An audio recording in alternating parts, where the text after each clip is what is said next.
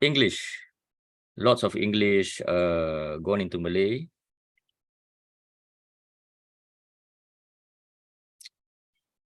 Okay. Oh, by the way, back to Soldado. There's a recent Hollywood and Netflix movie entitled Sicario, Day of the Soldado, about the war between Mexican drug syndicates and US government agencies. Okay, that's interesting. So probably it's not just Portuguese, maybe it's also Spanish, wholly a Latin word, right?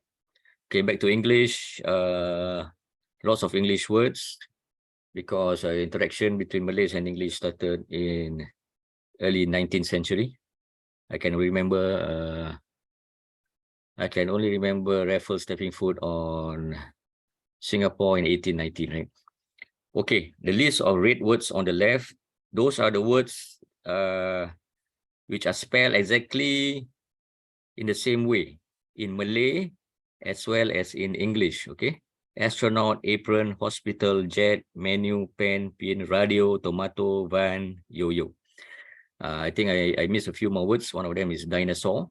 It's we pronounce it as dinosaur. Spelling is the same. D-I-N-O-S-A-U-R. Okay. In the middle, slightly different in spelling, but they're all the same word, same meaning. Okay. Also that of in the right. Okay. Aquarium, ambulance, bicycle, slightly longer words. Almost the same in pronunciation, almost the same in spelling, but they are all of the same meaning. Okay. So I don't have to explain about British and Dutch colonialism in Southeast Asia, plus maybe Spanish colonialism in the Philippines.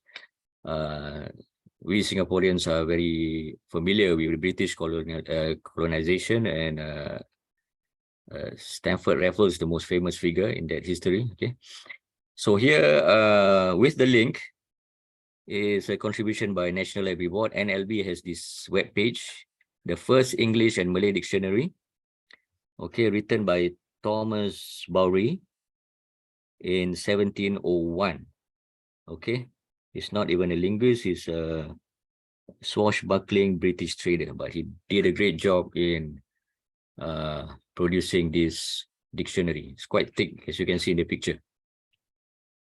Okay.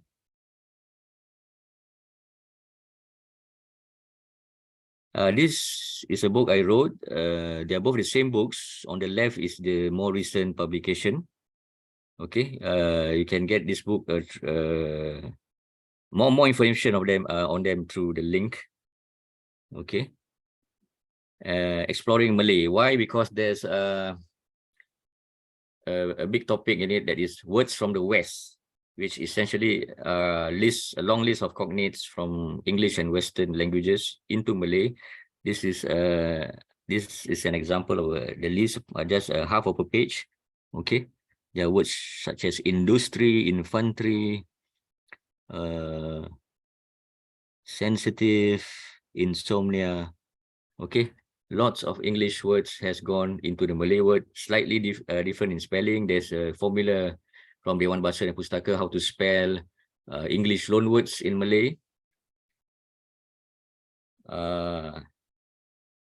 Then there are more actually, because we are short of time to go through everything. So here are also Dutch cognates and Chinese cognates in Malay language, especially Bahasa Indonesia.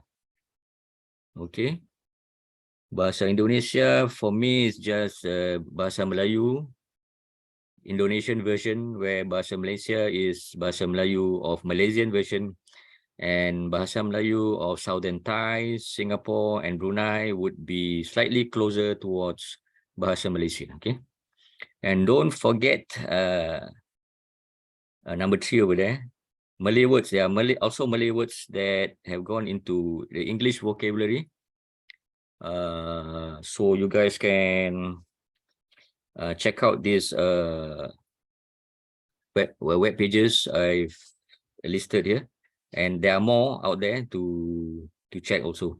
Okay, Malay, an example of Malay word that has gone English is gedung, which turns into go down in English, and it means a sort of warehouse to store goods in bulk. Okay, usually for industries and the harbor, okay, the port or the harbor for ships. Okay, so those are cognates that have gone into the Malay language. Okay, we started with Sanskrit, and then Arabic, and then Portuguese and English. There might be more, as I've said, Dutch and Chinese also, and who knows, also Indian and other languages. Okay, so class assignment, this is straightforward, simple one. This is only a class assignment. Okay, search and select 2 words or phrases in the Malay language which are cognates from another language. Explain their meaning and origin if possible. That is, if there's any historical incidents or stories connected to these words, and that would be etymology.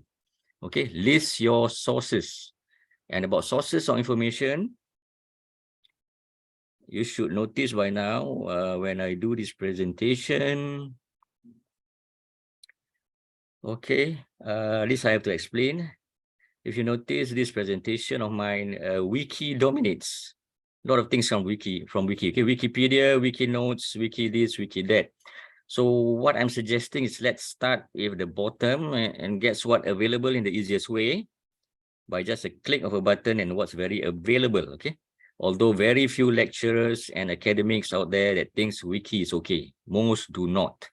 Okay, this is just an exercise, and we want to have a feel on the ground about what's easy, but those things which are easy are usually less reliable. Okay, so just to know the difference between what is easy, what is not, what's appropriate, what's not, what's reliable, and what's not.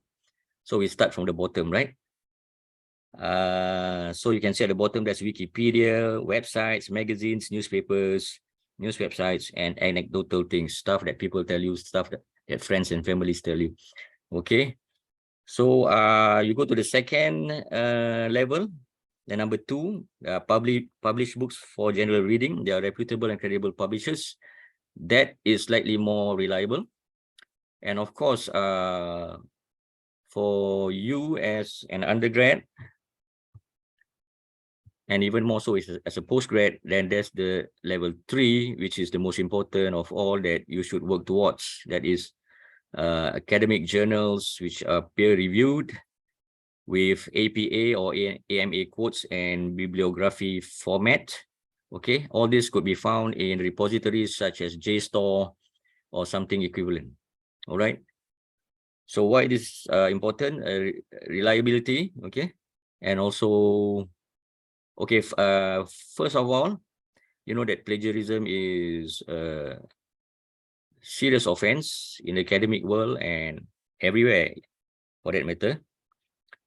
Okay, so because when it comes to academic study and research, besides knowing that plagiarism is a serious offense everywhere, you also have to recognize reliability, validity, and credibility found mostly in repositories like JSTOR. Okay, established journals from reputable universities, among others, and you shall quote and list their work correctly in the APA format, something which we're going to explore in the near future.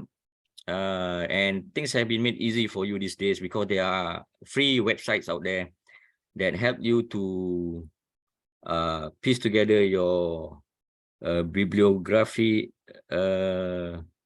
listings, right, in the APA format by you just typing in the name of the book or journal, the researcher, the year, and whatever, and everything will be arranged for you in the correct APA format. So that's great, right?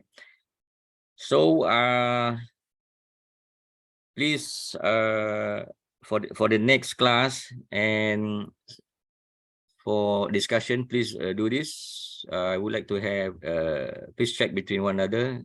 Please get different words if possible. Okay, then there'll be a good and interesting discussion on this. Okay, so that's it. And for further lecture discussion in our coming classes, Do your assignment. See you in our next class. Thank you and have a nice day, everyone.